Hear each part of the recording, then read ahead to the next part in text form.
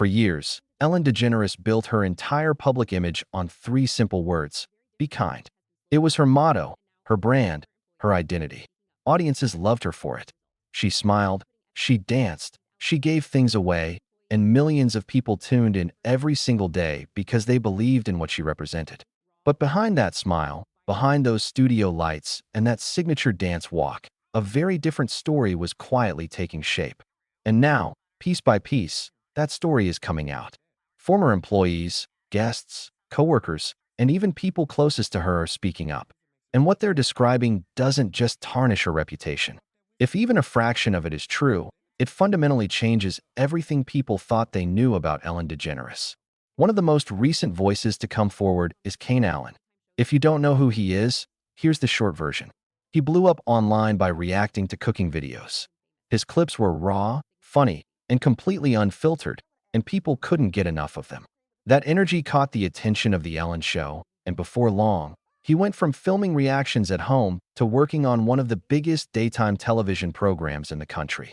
He even landed his own recurring segment called Omakase, where he kept doing exactly what made him famous: reacting to food with that same signature energy that the internet fell in love with.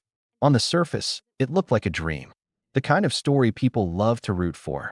But behind the scenes, things were far more complicated than they appeared. According to Kane, while he personally may not have experienced the worst of it, he couldn't ignore what the people around him were going through. One by one, staff members began pulling him aside.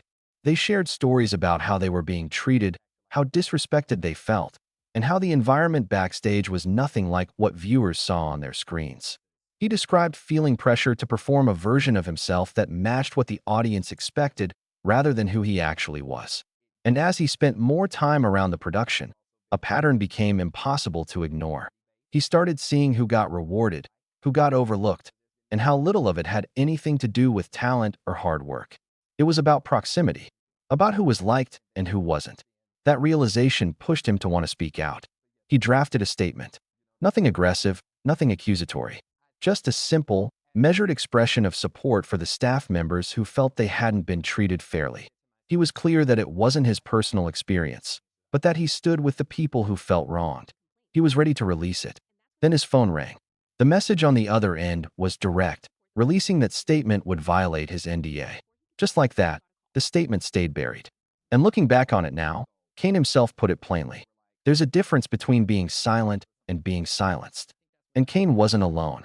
Around the same time his story was unfolding, three of the show's top producers quietly parted ways with the production following a wave of allegations that the workplace had become genuinely toxic. One guest who appeared on the show went on record saying she was pulled aside by producers before filming and told explicitly not to be funnier than Ellen. That Ellen was the comedian. That Ellen was the star. And that the guest's job was to make sure that remained obvious. Dana DeMatteo flew in from Chicago, thrilled to be picked out of the studio audience for a segment. She left with a completely different impression of the woman she'd admired. She described Ellen as someone who only acknowledged the audience when the cameras were rolling. The moment they cut, it was like the audience didn't exist. No eye contact, no warmth, nothing. Just silence from the couch until the cameras came back on. And after Dana's segment ended, the one where she was soaked with water as part of a game, she says producers promised dry clothes and then left her and others standing in a hallway near a bathroom for nearly 45 minutes. Like they'd simply been forgotten. Now, this is where the story takes a turn into much murkier territory. Because as the allegations against Ellen kept mounting, something else started happening online simultaneously. An old tweet from a fan account connected to The Ellen Show resurfaced. It claimed, almost in passing, that Ellen DeGeneres had eaten over 12,000 pizzas in her lifetime. Under normal circumstances, that would have been a throwaway joke, a quirky, exaggerated stat, something people scroll past without a second thought. But the timing was anything but normal. Conversations about Jeffrey Epstein and his case files were trending again, and in certain corners of the internet, pizza had taken on an entirely different meaning. Suddenly, that tweet wasn't being read as a joke. It was being read as something else entirely. To understand why, you have to go back to 2016 and a conspiracy theory that became known as Pizzagate. A gunman walked into a pizza restaurant in Washington, D.C. called Comet Ping Pong. convinced he was there to expose a satanic trafficking ring allegedly run by high-profile Democrats out of the restaurant's basement. He'd driven hours to get there based on claims spreading across message boards, fueled by leaked emails from political figures. There were no children. There was no basement. The entire thing was debunked. But the idea that pizza was being used as coded language had already taken root in those communities, and once an idea like that catches fire, it doesn't die easily. So when Ellen's name started appearing in those same conversations, people began looking at old footage differently, including one of her most famous moments from the 2014 Oscars. In the middle of the ceremony, she casually announced that she was ordering pizza for the audience, and then she actually did it.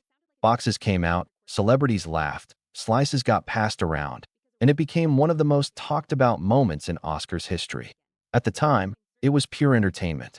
Years later, in a completely different online climate, that same clip was being re-examined.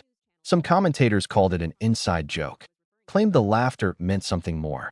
To be absolutely clear, there is no evidence supporting that interpretation. None.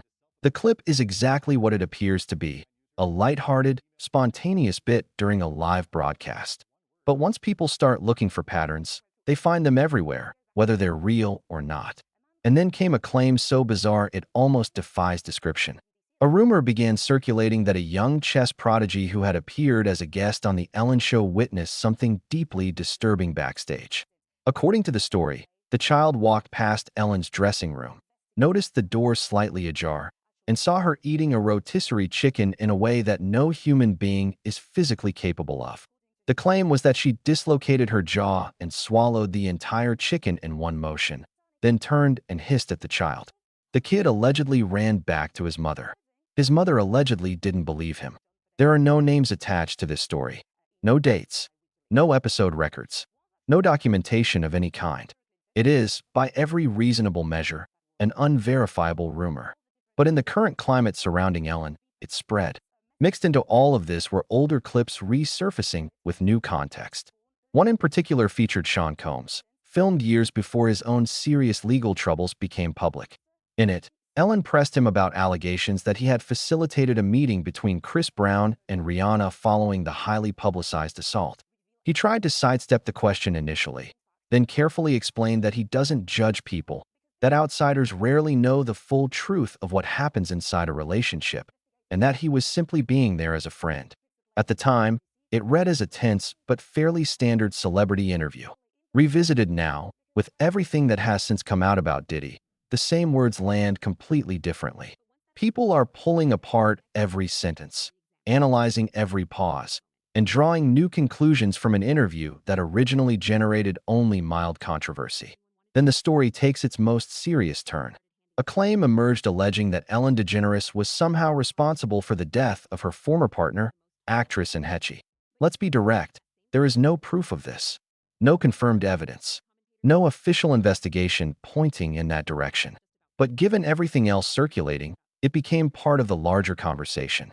And in Hetchy's story, on its own, is genuinely haunting. The two were together from 1997 to 2000, one of the most high-profile same-sex relationships Hollywood had ever seen. They were on magazine covers, red carpets, talk shows. People referred to them as a defining couple of that era. Then the relationship ended, and shortly after, and went through a very public and extremely visible mental breakdown. At the time, it was largely framed as a personal mental health crisis. The general public moved on. But Ellen herself, years later, told a different story. In interviews before her death, she claimed that Ellen had played a direct role in having her institutionalized, and that after the breakup, she found herself essentially blacklisted from Hollywood. She said doors that had been opened simply closed. Projects dried up. Her career, which had been gaining serious momentum, stalled in ways she attributed directly to Ellen's influence. Then in August of 2022, Hetchy died. She was 53 years old. A few weeks before her death, she had been spotted calmly shopping at a local store, buying a red wig. The store owner said she seemed completely normal, relaxed, and totally sober. Hours later, footage showed her car traveling through a residential neighborhood with no visible attempt to brake. The vehicle crashed into a house and caught fire. She remained trapped inside that burning car for nearly an hour before firefighters could get her out. When they did, Footage captured on live news cameras showed something that stopped people in their tracks and appeared to pull herself free from what looked like a body bag or covering as she was being loaded into an ambulance, actively trying to get off the gurney. She was sedated. She never regained consciousness. The official cause of death was smoke inhalation and complications from the accident.